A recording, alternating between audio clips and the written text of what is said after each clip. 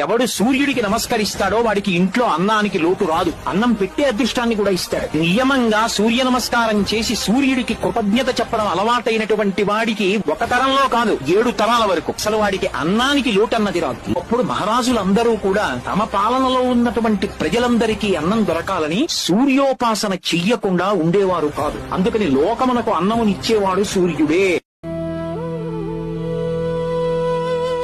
భవసాగరాన మునిగిపోయాను దేవా, నన్ను దరి చేర్చరావా శ్రీనివాస. కన్నీటి అలలలో చిక్కుకున్నాను స్వామి, కరుణించి కాపాడవ వెంకటేశ.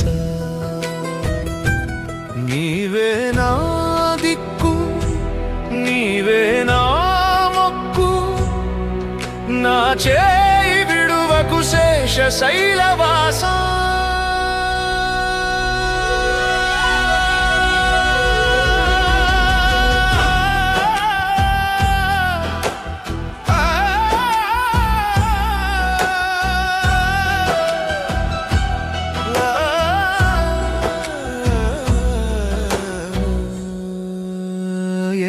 కొండలు ఎక్కి వచ్చినను తండ్రి,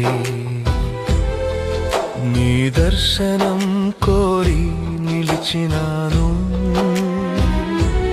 నలుదిక్కుల చీకటి ముసురుకున్న వేళ